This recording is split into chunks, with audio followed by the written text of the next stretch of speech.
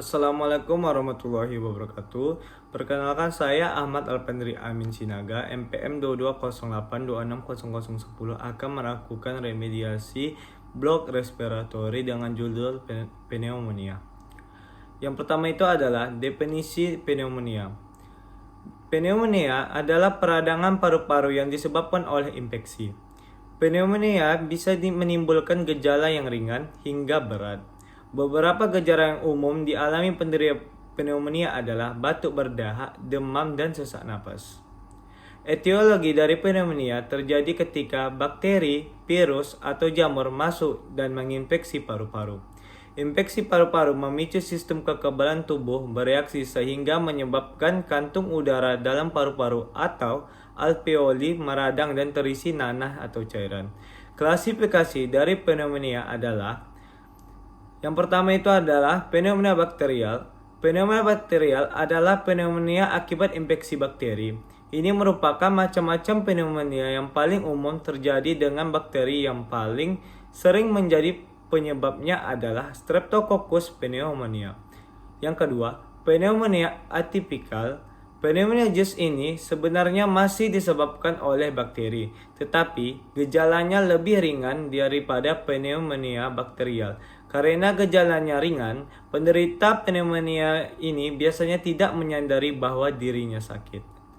Dan selanjutnya, pneumonia viral. Berbagai jenis virus dapat menginfeksi paru-paru dan menyebabkan macam-macam pneumonia ini.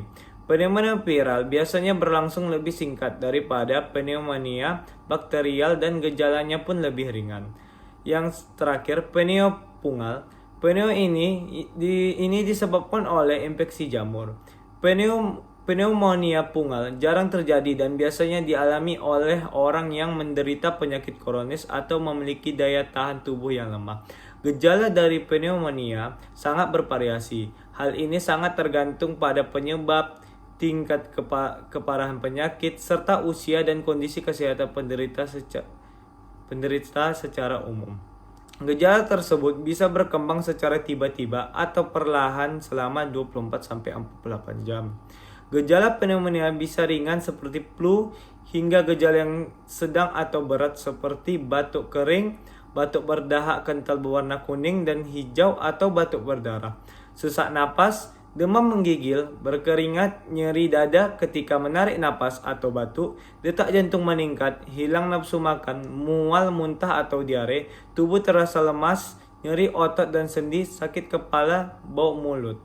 Faktor risiko dari pneumonia yang pertama itu adalah lansia umur 65 tahun, usia balita di bawah 2 tahun dan perokok serta orang yang sering terpapar polusi yang kotor.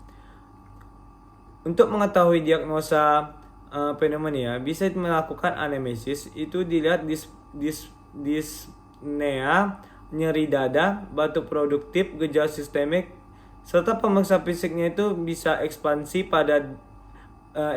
dada pada saat inspirasi berkurang pada sisi yang terkena, napas bronkial dan rongki, pneumonitis vokal pada sisi yang terkena. Pemeriksaan penunjang itu fototoraksnya itu air bronkigraf infiltrat, tes dahak dan tes darah lengkap itu leukositosis dan leadnya meningkat. Bronkogram itu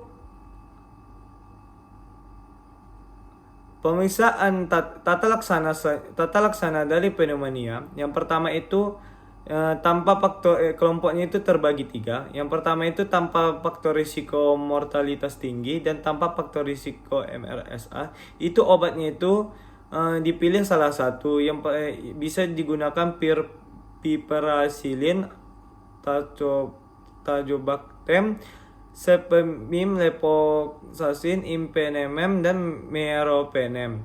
Dosisnya itu biasanya itu dari itu sekitar 4 gram.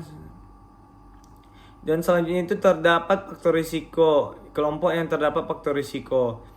Selain kelompok A dapat dipertimbangkan, bisa digunakan azithromycin itu 2 gram 4 setiap 8 jam. Terus yang kelompok yang terdapat faktor risiko mortalitas tinggi atau riwayat penggunaan antibiotik intravenous selama 90 hari terakhir. Selain kelompok A dan B dapat dipertimbangkan dengan menggunakan amikacin itu 15 sampai 20 mg per kilogram 4 sekali atau sehari. Gentamisin 5 sampai 7 mg per kilogram 4 sekali per hari. Tomrapnisin 5 sampai 7 mg per kilogram 4 sekali sampai 1 hari. Komplikasi dari pneumonia yaitu bakteremia, abses paru, efusi pleura, gagal napas, dan gagal ginjal. Berikut referensi yang saya gunakan.